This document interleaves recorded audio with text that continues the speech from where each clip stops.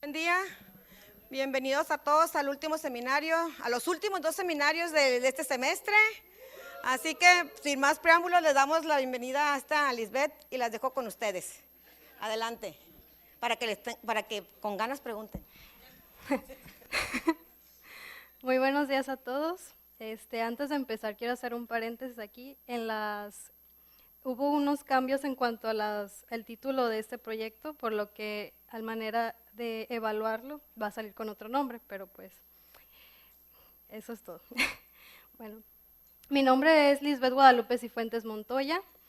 Les voy a presentar mi proyecto de tesis llamado Caracterización de la cantidad y calidad de los aportes de drenes colectores para el diseño de estrategias de remediación del sitio Ramsar 2025.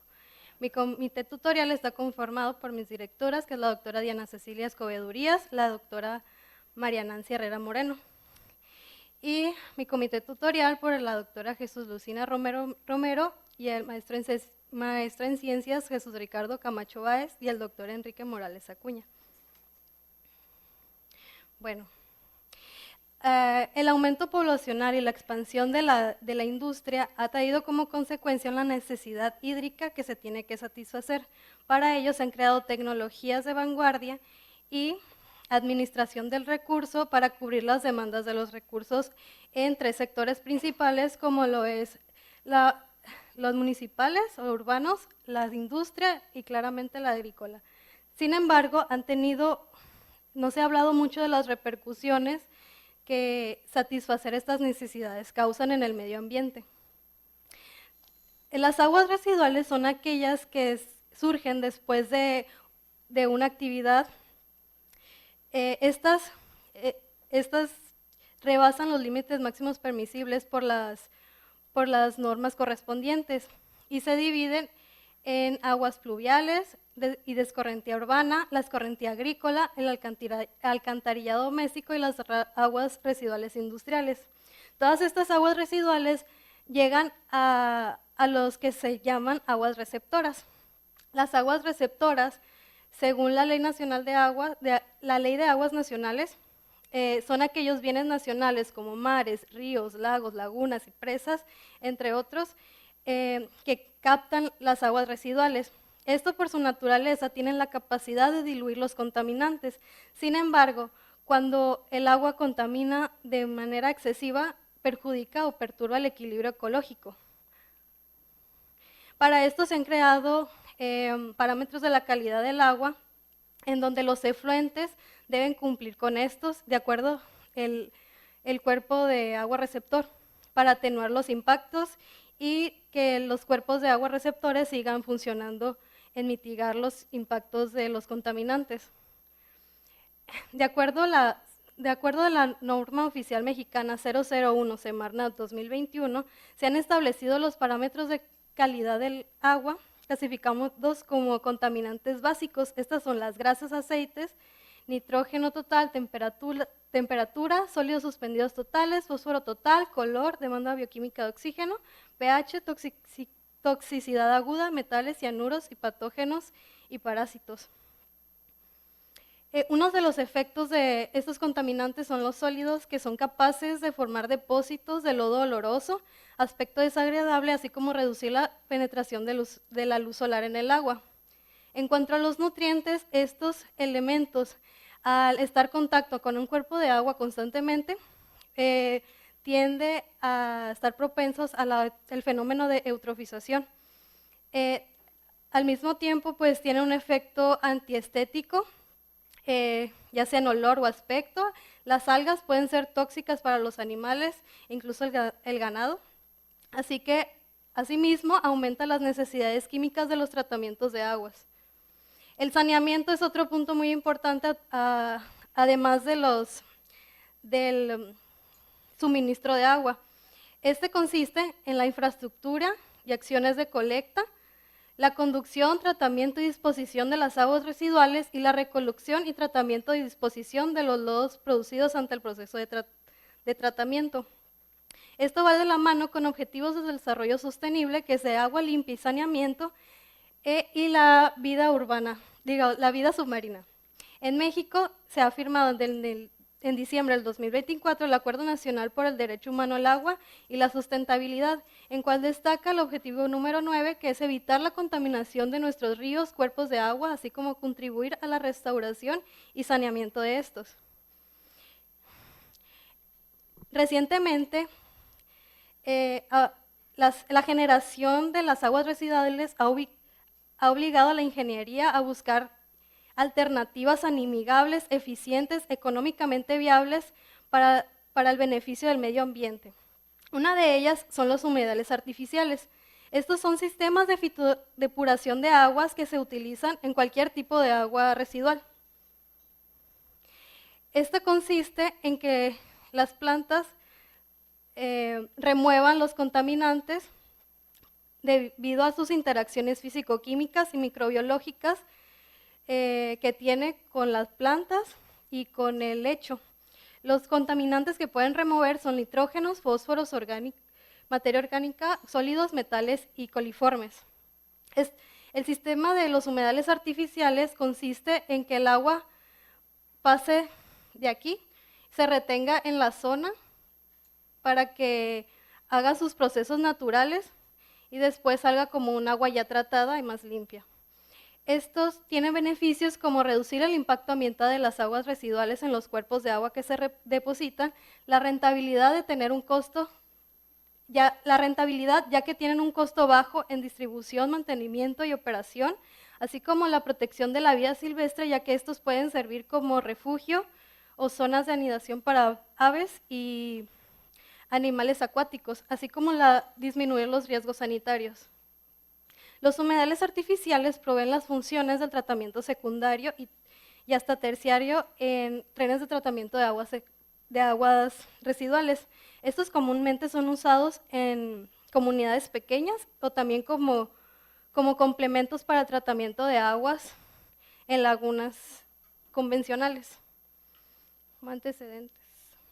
Bueno, el uso de los humedales artificiales se ha registrado desde 1912, pero sin embargo se han estudiado hasta los años 60 y 70 por la EPA, que es la Organización Ambiental de Estados Unidos.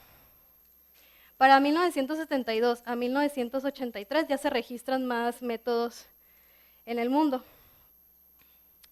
En 1970 se inician los estudios sobre la depuración del nitrógeno y fósforo por medio de los humedales artificiales.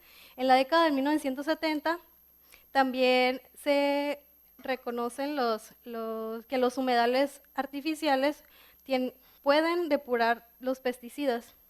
Para 1990 se estudió la depuración de nutrimentos por medio de humedales artificiales ubicados en ríos. En 1967 se desarrolla un sistema de flujo a libre escala. En Alemania, en la década de los 70, también realizaron un modelo llamado método de zona de raíces, lo cual consistía en un humedal de flujo horizontal en los que se sembró Prigmitus australis y se añadió calcio, hierro y aluminio para la precipitación del fósforo.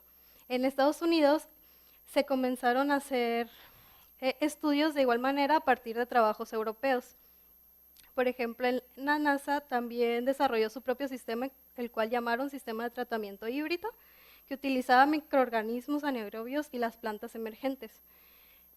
En México existen pocos estudios relacionados, sin embargo en Sinaloa no es la excepción, ya que solo existe un solo estudio que analice los humedales artificiales como una alternativa a la remediación de aguas residuales agrícolas. Las zonas costeras alrededor del mundo equivalen aproximadamente a 2 millones de kilómetros cuadrados. Las zonas costeras nos brindan bienes y servicios siempre y cuando el ecosistema esté saludable. Sin embargo, estos ecosistemas son muy vulnerables a las actividades antropogénicas y aún más con el crecimiento poblacional. Una de las actividades que influyen a la vulnerabilidad de las costas son el cambio de uso de suelo, actividades turísticas, transporte marítimo, actividades industriales y las actividades agrícolas. Las actividades agrícolas utilizan fertilizantes, pesticidas, plaguicidas. Y los fertilizantes tienen componentes como es el nitrógeno y el fósforo. En el mundo aproximadamente se pierden 200 millones de toneladas de nitrógeno al año. Y solo el 20% de este nitrógeno aplicado es aprovechado por la planta. En cuanto al fósforo, se pierden aproximadamente de 2.000 a 3.000 toneladas al año en actividades agrícolas.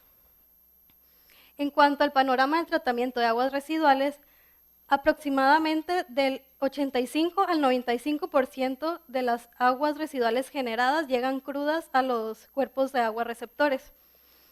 Y las aguas que son tratadas usualmente son en países desarrollados o de ingresos altos, y se prioriza mucho la remediación de aguas municipales e industriales.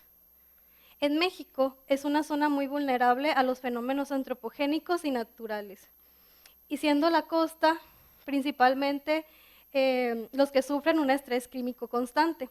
En México ha crecido la actividad agrícola desde 1960 a 2011 aproximadamente con 11.4 millones de hectáreas. Esto se traduce a que haya más necesidad de agua, por lo que se concesiona en México aproximadamente el 76.3% del total de agua dulce. El noroeste de México cuenta con una sección muy importante que es el Golfo de California. Esto debido a la alta productividad, a la gran diversidad de la flora y fauna y la relevancia en el sector pesquero y turístico. Sin embargo, ha servido como un cuerpo de descargas de aguas debido al crecimiento poblacional, la demanda de recursos y el desarrollo de actividades productivas. En Sinaloa, la principal actividad económica es la agricultura. Se destinan alrededor de 1.3 hectáreas al cultivo. Y del agua concesionada para el uso general, el 96% de agua superficial se destinan a la agricultura, siendo la zona costera muy afectada por las aportaciones superficial, siendo la principal fuente la agricultura. El norte de Sinaloa cuenta con sistemas lagunares muy importantes a nivel nacional e internacional. Estos son debido a que son de alta producción, están dentro de las áreas naturales protegidas, pertenecen a zonas hidrológicas prioritarias y zonas de regiones terrestres prioritarias, así como de las áreas de importancia para la conservación de aves, y cuenta con sitios Ramsar. Las lagunas de Santa María, Topolobampo y Oguira, considerado el sitio Ramsar 2025, nos brinda diferentes servicios ambientales, como es la protección, sirve como trampa de nutrientes y reciclamiento de nutrientes, así como zona de cría y alimentación de especies de importancia ecológica y comercial. Otros servicios que nos brindan son las pesqueras, la industria pesquera, la industria acuícola, las actividades turísticas, la pesca deportiva, la generación de energía, así como el almacenamiento de combustibles. Entre los impactos de la agricultura en el sistema lagunar Santa María, Topolobampo, Huira, provienen directamente de los distritos de riego 075, que equivale aproximadamente a 240 hectáreas. En los distritos de riego se conforman por ordenanzas agrícolas y municipales. Estos transportan aguas de riego y desechos agrícolas, domiciliarios e industriales de las comunidades aledañas a los cuerpos de agua receptores. Estas aguas residuales portan un aporte constante de nitrógenos y fósforos, así como sedimentos que van todos a parar a la costa. Esto da como consecuencia un sistema eutrofizado y por lo que se requiere en estrategias de restauración. Actualmente ha habido la necesidad de estudios para identificar las estrategias de remediación. Escobedo Urías en 2010 realizó estudios de drenes que impactan los sistemas lagunares en el norte de Sinaloa, y en el 2017 se identificaron los sistemas de humedales artificiales como una estrategia sostenible para la restauración del sistema lagunar Navachiste. Por otra parte, también se ha solicitado por el gobierno del estado de Sinaloa y en Conagua el apoyo para el desarrollo del diseño de humedales artificiales. Como preguntas de investigación se tienen: ¿cuál es el aporte de los contaminantes de los drenes principales que impactan el sitio Ramsar 2025? ¿Cuánto sedimento es transportado por los drenes al sitio Ramsar 2025? ¿Cuál es la calidad de sedimento? ¿Qué es el sedimento transportado por los drenes? ¿Cumple con las especificaciones de la NOM 004 Semarnat para su reuso? Como objetivo general está la caracterizar la cantidad y calidad de los aportes de los drenes colectores para el diseño de estrategias de remediación del sitio Ramsar 2025. Como objetivos específicos se tienen: número 1, determinar el gasto y carga de contaminantes de los principales drenes colectores que impactan el sitio Ramsar 2025. Como número 2, es determinar la cantidad y calidad de los sedimentos que son transportados por los drenes colectores que impactan el área de estudio. Como número 3, determinar el uso y manejo de los sedimentos transportados por los drenes colectores que impactan el sitio Ramsar 2025. Como hipótesis, se establecieron dos hipótesis. La primera, sobre el ingreso de contaminantes que son transportados por los principales drenes que impactan el sitio Ramsar 2025, las lagunas de Santa María, Topolobampo, Huira, se han incrementado respecto a estudios anteriores. Y número 2, los sedimentos transportados por los drenes principales que ingresan al sitio Ramsar 2025 pueden ser reutilizados como mejoradores de suelos agrícolas. Para esto, como actividad del objetivo número 1, que es determinar el gasto y carga de contaminantes principales en drenes, se estableció el área de estudio que es la cuenca del río Fuerte, a lo que pertenece el distrito de riego 075. El distrito de riego se conforma por 13 módulos de riego, y los que impactan directamente el sistema lagunar son estos 5, que son Batequi, Santa Rosa, Taxtes, El Bampo y Najome, que equivalen aproximadamente a 110 hectáreas. Aquí está. Para la caracterización de la zona de estudio, para elaborar estrategias de remediación se requiere la caracterización físico-química, así como hidráulica de la zona de estudio. En este se escogieron 3 drenes representativos del módulo Batequis, que son el Buenaventura, que es un dren de aguas agrícolas, el dren Juárez, que es un dren de aguas municipales, y el dren Mochis, que es un dren de agua municipal tratada. Para la caracterización físico-química, se realizó una base de datos de muestreos, a lo que corresponde a muestreos cada 15 días durante un año, en los periodos de julio del 2023 a junio del 2024. Estos datos fueron unos se tomaron in situ y los otros se analizaron en el laboratorio de eutrofización costera aquí en Sinaloa. Los que se tomaron in situ fueron a través de una sonda, se tomaron parámetros de temperatura, salinidad, pH y oxígeno disuelto. Para los procesos analíticos se utilizó el alfa y las normas mexicanas. Para esto se analizaron los componentes de nitrógeno orgánico disuelto, fosfato inorgánico disuelto, nitrógeno fósforo total, demanda bioquímica de oxígeno y los sólidos suspendidos totales. Al obtener esos resultados se pretende compararlos con la NOM 001 Semarnat 2021, que establece los límites máximos permisibles dentro de 2 cuerpos receptores, que son los drenes, ríos, arroyos y drenes, y las zonas marítimas nacionales. Para las caracterizaciones hidráulicas se van a utilizar la metodología de Sellos 2022, que establecen la carga hidráulica superficial, donde se necesitan variables como el área transversal, volumen de agua y el tiempo. También la carga orgánica, que esta es fundamental para cualquier sistema biológico de tratamientos de aguas en cualquier escala. Esta es la carga orgánica, se puede medir de forma volumétrica y pues de forma de área volumétrica también. La carga orgánica es los kilogramos del DBO entre el volumen en metros cuadrados y entre tiempo, que son horas. Para el objetivo número 2, que es determinar la cantidad y la calidad de los sedimentos transportados en los drenes principales, se pretende instalar trampas de sedimentos en las épocas críticas.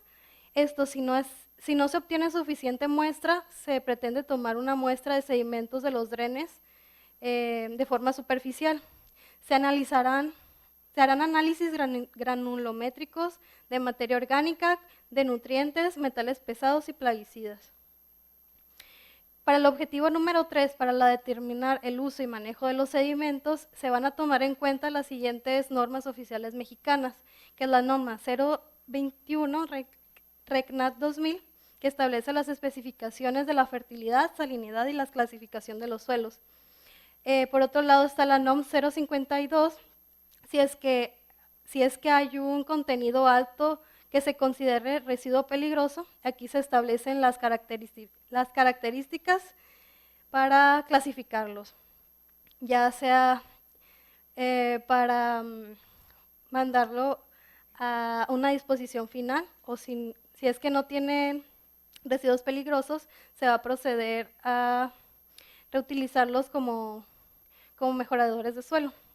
Por último está la NOM 004 Semarnat, que establece las especificaciones de los lodos y biosólidos después de tratamientos de aguas residuales, para si son aptos para su aprovechamiento o disposición total final. Como perspectivas tenemos el diseño de un desarenador. Con los datos obtenidos se puede elaborar pues que es un desarenador, que es un proceso unitario del pretratamiento de las aguas residuales, y por segundo es el diseño de un humedal artificial subsuperficial horizontal, como una alternativa para el tratamiento de las aguas residuales provenientes de drenes de origen agrícola y municipales. Como resultados preliminares se hizo una caracterización física de cada uno de los drenes durante 2 meses. Estos se determinaron las áreas de sección transversal, la velocidad y el gasto. En esta gráfica contienen las concentraciones de sólidos sedimentables totales en miligramos por litro respecto al mes.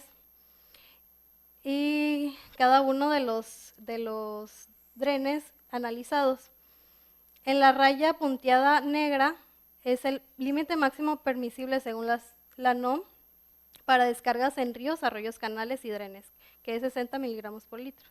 Y en la línea roja se encuentra el límite máximo permisible para descargas en las zonas marinas mexicanas, que son de 20 miligramos por litro.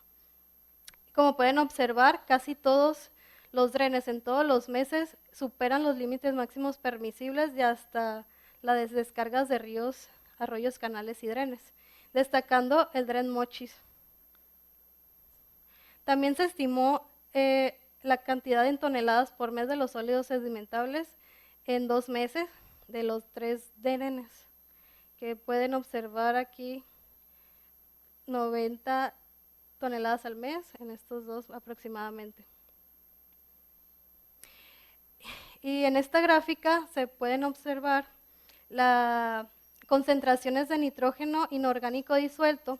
El NID está conformado por nitritos, nitratos y amonio. Aquí se puede ver el comportamiento durante cada uno de los muestreos. Se pueden observar el Dren Juárez y el Dren Mochis con la mayor cantidad de nitrógeno inorgánico disuelto. También se realizó un porcentaje de amonio promedio del contenido de nitrógeno de los drenes. Aquí pueden observar que el Juárez tiene aproximadamente el 90% de amonio y el Mochis un 78%, a pesar de que son aguas residuales tratadas. Este es mi cronograma de actividades y esto es todo de mi parte. Muchas gracias.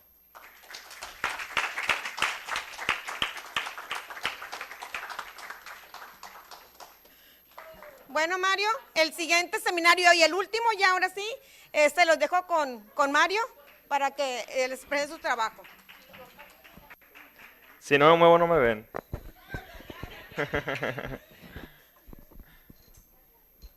Ok, buenos días.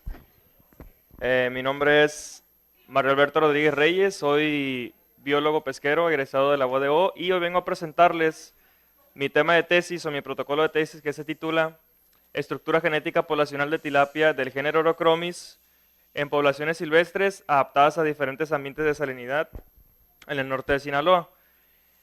Mis directores son el doctor Eduardo Sandoval Castro y el doctor Jesús Arturo Fierro Coronado, y mi comité está conformado por la doctora Polinar Santa María Miranda, el doctor Juan Pablo Apún Molina y la doctora Brady Lisset Cuevas Rodríguez. Como ya sabemos y se conoce, la tilapia, o en este caso las tilapias del género Orochromis, son peces nativos de África introducidos a México en el año 1964. Estas provienen o fueron introducidas de Estados Unidos, puntualmente de Alabama, de unas especies que se encontraban en cultivo en cautiverio.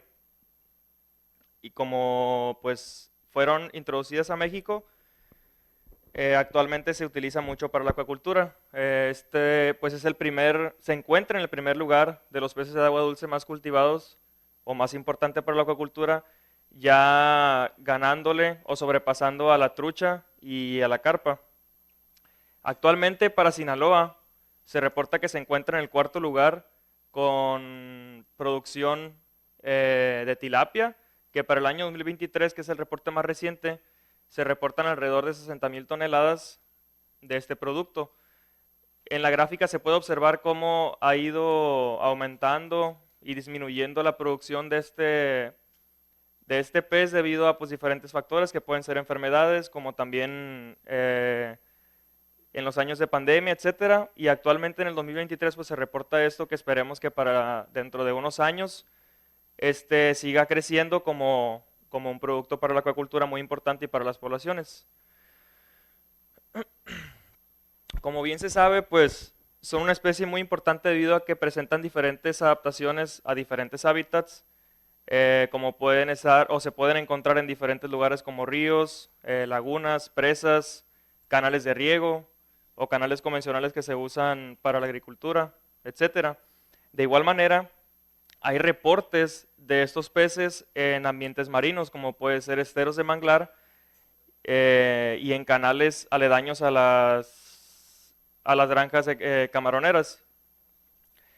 Son una especie que se puede cultivar en diferentes tipos de cultivos, valga la redundancia, que va desde los sistemas extensivos, semi-intensivos e intensivos.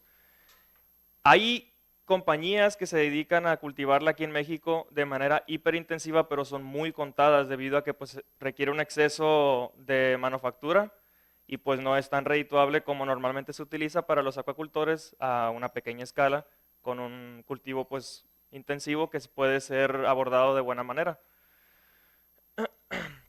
Debido a esto han surgido pues, muchas preguntas de investigación, se podría decir, en cómo hacer mejoramientos genéticos de estos peces para obtener buenos reproductores, buenos linajes, de igual manera poder modificarlos para poder tener un mayor crecimiento en poco tiempo, etc.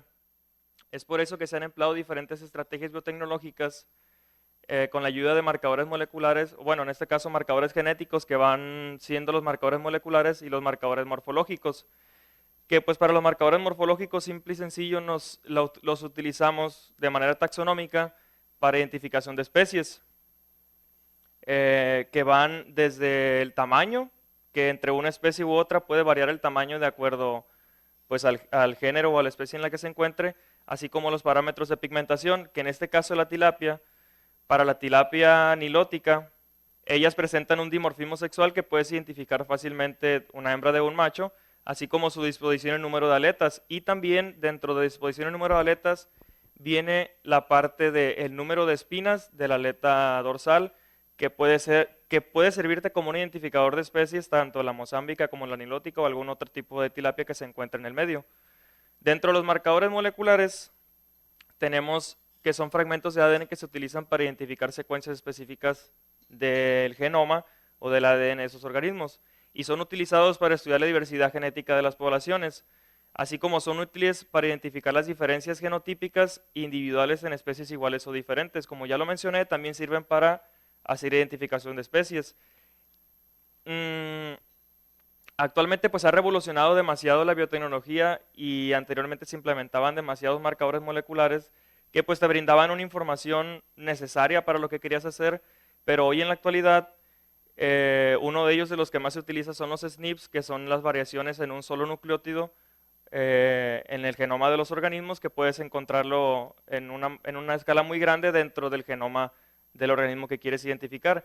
Es el marcador molecular que se utiliza más recientemente, pero sin olvidar también a uno de los más importantes, que vendrían siendo los microsatélites, que esos también aparecen con mucha frecuencia en el genoma de los individuos y no son nada más que secuencias repetidas, o SSR por sus siglas en inglés, o repetidas cortas en tándem, SRT, que como ya lo mencioné aparecen con mayor frecuencia en mono, di, tri o tetranucleótidos. ¿Qué quiere decir esto? No se alcanza a percibir muy bien, pero por ejemplo aquí se encuentra un microsatélite de trinucleótido, que son 3 pares de bases repetidas una en otra, que pues va a depender de cada organismo o de cada especie el número de repetidos que tenga para hacer una identificación y para observar su diversidad genética. Son altamente abundantes, polimórficos y dispersos aleatorios en el genoma de esos organismos, y su método de amplificación es mediante la PCR o la reacción de cadena de ADN de la polimerasa. De igual manera, estos se utilizan con geles de electroforesis o se pueden utilizar con electroforesis capilar, que es aún más representativo y te brinda una mayor información para la hora de la amplificación de esos marcadores. Actualmente se utilizan mucho los microsatélites también como los SNPs, pero en este caso es más redituable utilizar un microsatélite debido a que tienen menos demanda económica que los SNP, debido a que los SNP, pues como son el top de la biotecnología en este momento, pues es muy caro para poder llevar a cabo una secuenciación, porque son en secuenciación masiva y tiene que ser muy costoso. Entonces, por eso los microsatélites son importantes para la acuacultura en este ámbito. De igual manera han surgido demasiados estudios, como ya lo mencioné. Con el paso de los años pues se han venido estudiando diferentes marcadores moleculares, como en este caso en el 2009 Espinosa Lemus y colaboradores. Ellos caracterizaron morfométricamente 3 especies de tilapia utilizando 14 locis aloenzimáticos y 2 marcadores mitocondriales, encontrando baja diversidad genética a lo reportado con las otras poblaciones estudiadas que se encontraban en ese mismo sitio. Siguiendo con Jaramillo y colaboradores, en 2010 ellos utilizaron la técnica RAP, que es amplificación al azar de ADN polifórmico, para el estudio de la diversidad genética de las tilapias del género Orochromis, encontrando como resultado diferencias significativas en los niveles de introgresión de estas especies y de estas poblaciones. Mientras que Cuevas Rodríguez y colaboradores, en 2014, ellos evaluaron la diversidad genética de 3 especies de tilapia, que son Orochromis aerus, mozambicus y Orochromis niloticus, observando desviaciones significativas en los valores de endogamia, sugiriendo que ocurre un apareamiento no aleatorio en las poblaciones estudiadas. Esto porque provienen de especies de cultivo que pues por el manejo que se le da en algún laboratorio a los parentales, pues pueden provenir de un mismo parental Es por eso que tienen una baja diversidad genética. Por su parte, Rubio Gómez en 2023, él realizó un análisis genético con un papel de 6 marcadores moleculares de tipo microsatélites o SSR, revelando una alta diversidad genética y que las poblaciones se encuentran en equilibrio, Hardy-Weinberg, perdón. Él lo atribuye a que la reproducción ocurre de manera panmítica, que no tienen distinción entre una especie u otra, dado que donde él realizó su estudio es un embalse o una presa que, aunque son 4 sitios de colecta distintos, pues no hay ninguna barrera biogeográfica que pueda interponerse sobre ellas, y por eso es que se reproducen de esta manera y tienen una alta diversidad genética. Y por último, Sotomayor y colaboradores en 2023 también amplificaron 2 SSR o microsatélites para 2 granjas acuícolas peruanas, encontrando muy poca diferenciación genética entre las poblaciones, encontrándose cierto parecido con lo reportado por Cuevas Rodríguez y colaboradores en 2014, debido a que las poblaciones estudiadas fueron de cultivo y pues provienen de unos mismos parentales. Como ya se sabe y se ha reportado que hay especies de agua marina o que se cultivan en agua marina, pero en este caso es la tilapia roja, que fue el primer híbrido cultivado en agua marina, que proviene de 3 especies diferentes: nilótica, mozámbica y una de israelí, que no mencionan tal cual el nombre científico. Pero en Sinaloa hay reporte de que en esteros de manglar y en los canales de las granjas camaroneras, como lo mencioné en la parte de introducción, se encuentran presentes algunas especies de tilapia adaptadas a ambiente marino. Es por eso que es importante estudiar la diversidad genética de esos organismos y analizar la estructura poblacional para ver cómo se encuentran esas poblaciones, debido a que, pues como se sabe, es un pez de agua dulce, pero se encuentra adaptado a condiciones marinas. Y es por eso que, para mi justificación, como ya se sabe que pues, se encuentra en el primer lugar de los peces más cultivados, debido a que tiene muchas capacidades de adaptación, como la mencionaba anteriormente, ha tenido un alto crecimiento en el mercado. Por eso se busca una identificación de organismos que se adapten a cultivo de agua marina. Aunado también esto a que actualmente en Sinaloa pues el agua dulce está en escasez y es un poco más difícil poder llevar a cabo un cultivo de agua dulce sin ningún inconveniente, o de manera pues como se hacía antes, que el agua no teníamos ese motivo de escasez aquí en Sinaloa. Por eso se pretende llevar a cabo una identificación de especies en condiciones de agua marina y agua dulce, empleando marcadores moleculares y morfológicos para analizar su diversidad genética, para saber cómo están estas poblaciones y evaluar la estructura genética de poblaciones del género Orochromis. Para nuestra hipótesis nos planteamos la siguiente: que las poblaciones de tilapia se han visto en constante evolución y estas mismas se han estructurado con diferencias genéticas, entre las cuales se han adaptado a las diferentes condiciones de salinidad, por lo que los marcadores morfológicos y genéticos nos permitirá identificar diferencias entre las poblaciones de tilapia adaptadas a diferentes condiciones de salinidad. Nos nació este objetivo general de todo lo que nos hemos planteado en el trabajo, que vamos a evaluar la variabilidad y estructura genética de poblaciones silvestres de tilapia colectadas en diferentes condiciones de salinidad en el norte de Sinaloa. De aquí nacieron 3 objetivos específicos, que para el primero vamos a hacer una identificación de especies de tilapia del género Orochromis mediante parámetros morfométricos, así como el segundo, que vamos a determinar la diversidad genética de estas tilapias mediante el uso de microsatélites o marcadores moleculares, y vamos a analizar en el tercero la estructura genética poblacional de la tilapia de 3 sitios de muestreo con diferentes condiciones de salinidad en el norte de Sinaloa. Como estrategia general, una vez hecha la colecta de las muestras, para el objetivo número 1 lo que se va a hacer es separar la placa faríngea de esos organismos de cada uno, donde se tomará captura fotográfica en el estereoscopio para poder realizar mediante software morfométricos una identificación de las especies que se encuentran aquí en Sinaloa. Para el objetivo número 2 se va a extraer ADN a partir de tejido muscular de cada uno de los organismos, se va a evaluar la integridad y concentración del DNA mediante electroforesis y nanodrop, y se va a realizar una amplificación por PCR con microsatélites, para luego realizar una electroforesis o una secuenciación de electroforesis capilar en Corea con una compañía o con un laboratorio comercial de la compañía Macrogene. que de aquí vamos a obtener los datos o el número de alelos de cada uno de los organismos, que estos nos ayudarán a determinar la diversidad genética, que es lo que se pretende hacer para el objetivo número 2, y una vez obtenidos todos estos datos de diversidad genética, se llevará a cabo el objetivo número 3, que va a ser evaluar la estructura poblacional mediante 2 programas, que es el programa Structure y un análisis de coordenadas principales, los cuales nos indicarán los resultados de estructura poblacional para saber cuántas poblaciones tenemos, aunque sean diferentes sitios de colecta.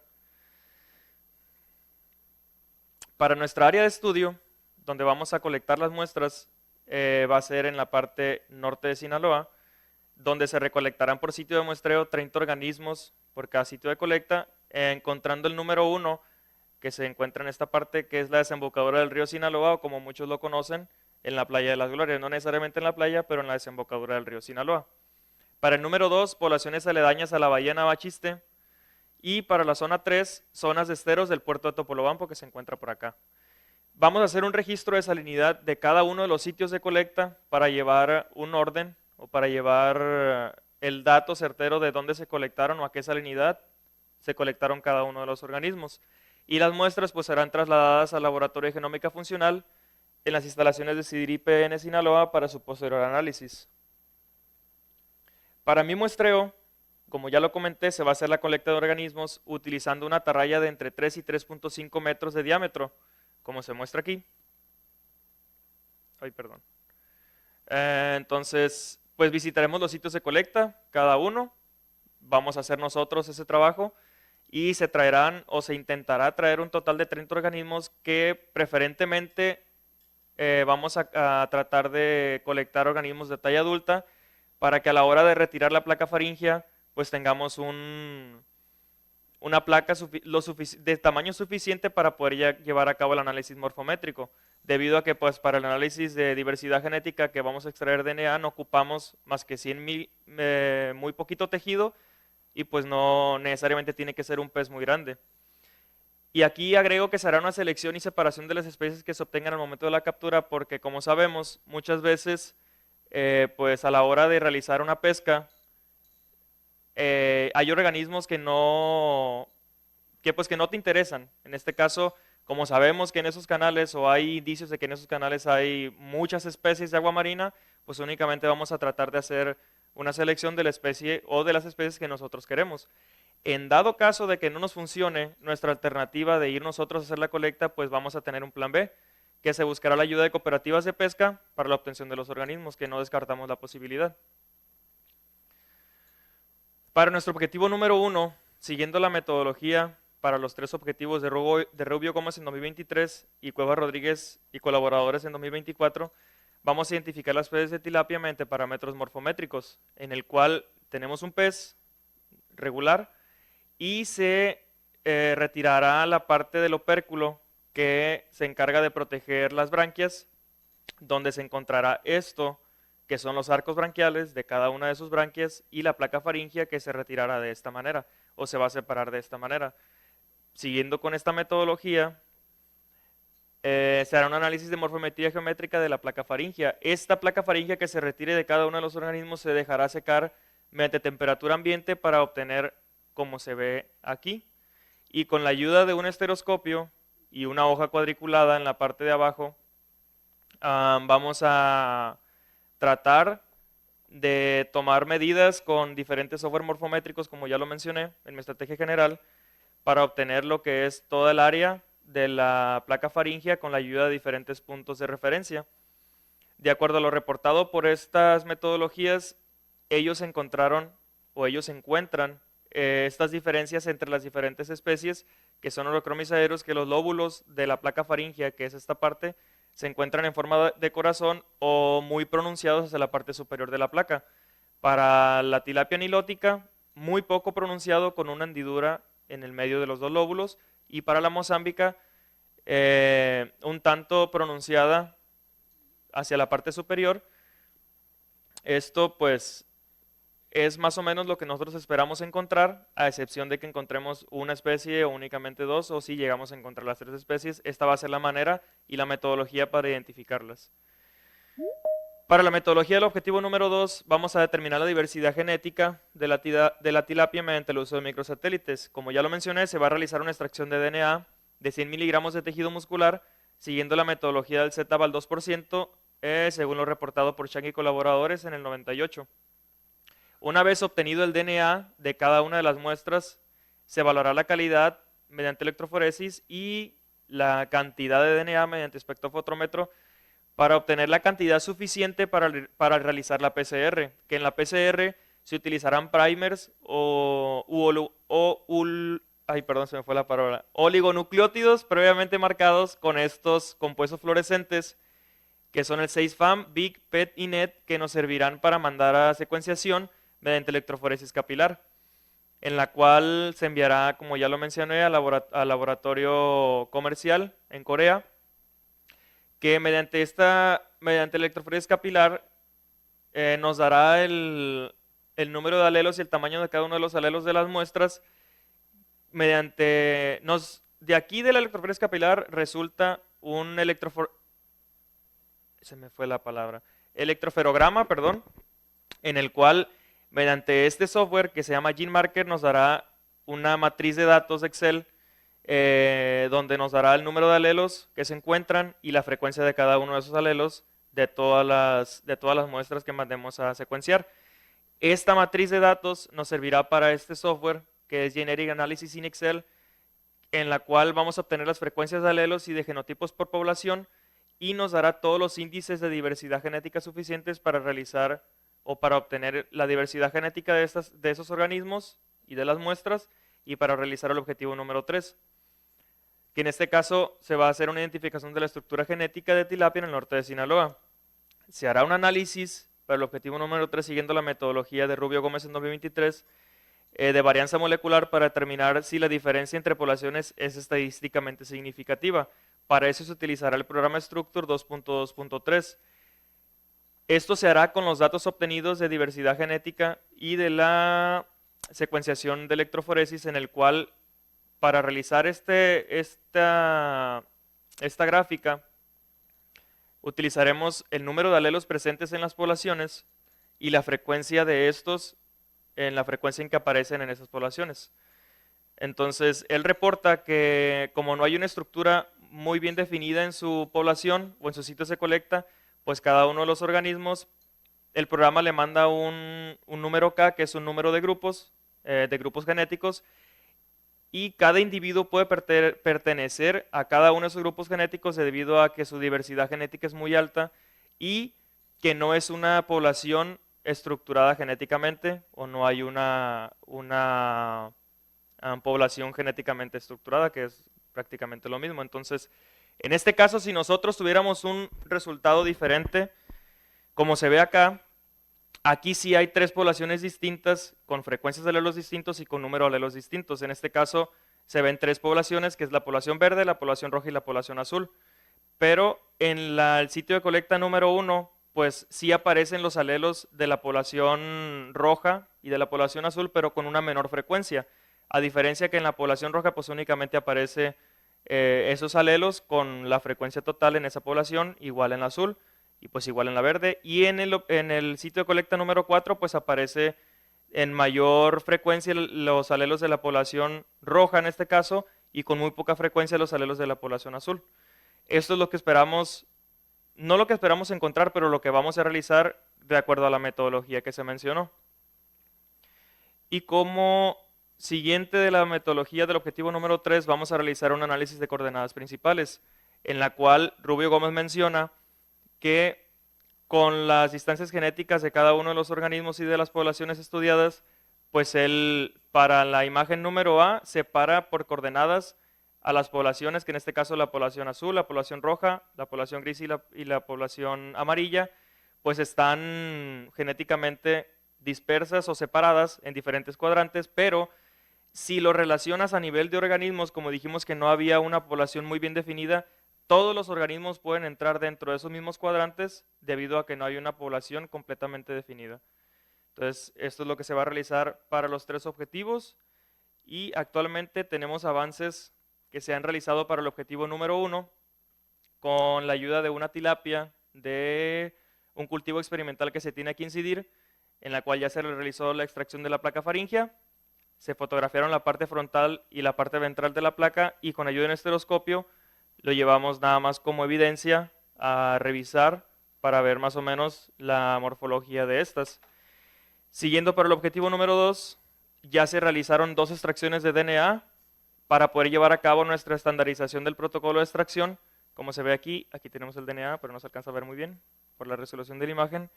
Pero estos son los resultados de los geles de electroforesis de las dos extracciones que tenemos. En este caso, pues, tenemos demasiada cantidad de DNA como se muestra aquí en las imágenes. Si alcanzan a ver esta parte roja es porque hay mucha concentración de DNA, quiere decir que pues tenemos un buen protocolo de extracción y la tilapia sirve mucho para, el tejido de la tilapia sirve mucho para obtener obtener buenas muestras de DNA. Y en el caso de la segunda extracción, ya no utilizamos como blanco la escalera, sino utilizamos una dilución de la muestra número 2 para poder utilizarlo como blanco, pero hicimos una dilución de 1,50 de DNA extraído previamente. Entonces, estas son mis extracciones.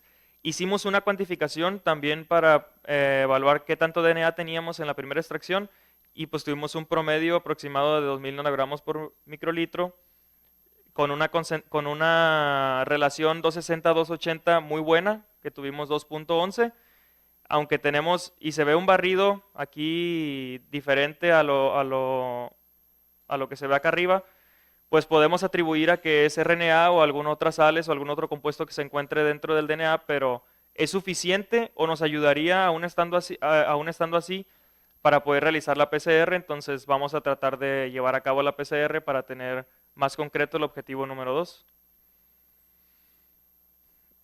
Y pues este es mi cronograma de actividades. Actualmente estoy en mi segundo semestre.